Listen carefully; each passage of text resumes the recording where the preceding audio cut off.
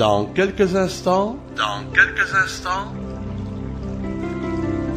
vous allez retrouver le coin des poètes, présenté par Arlène.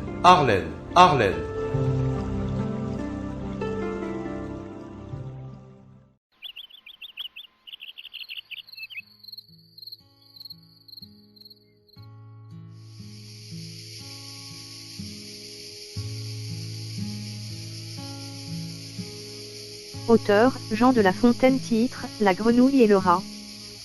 Tel, comme dit Merlin, cuit d'engénière autrui, qui souvent s'engeigne soi-même.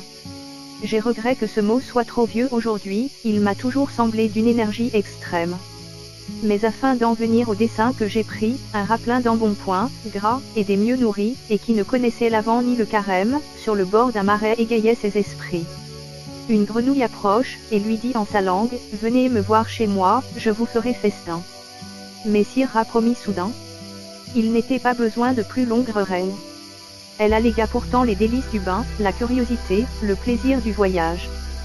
Sans rareté à voir le long du marécage, un jour il conterait à ses petits-enfants les beautés de ces lieux, les mœurs des habitants, et le gouvernement de la chose publique aquatique. Un point sans plus tenait le galant empêché, il nageait quelque peu, mais il fallait de l'aide.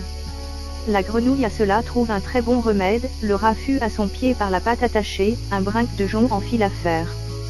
Dans le marais entré, notre bonne commère s'efforce de tirer son hôte au fond de l'eau, contre le droit des gens, contre la foi jurée, prétend qu'elle en fera gorge chaude et curée. C'était, à son avis, un excellent morceau. Déjà dans son esprit la galande le croque. Il atteste les dieux, la perfide s'en moque. Il résiste, elle tire. En ce combat nouveau, un Milan qui dans l'air planait, faisait la ronde, voit d'en haut le pauvrette se débattant sur l'onde. Ils font dessus, l'enlèvent, et, par même moyen la grenouille et le lien. Tout en fut, tant et si bien. Que de cette double proie, l'oiseau se donne au cœur joie. Ayant de cette façon, à souper chair et poisson.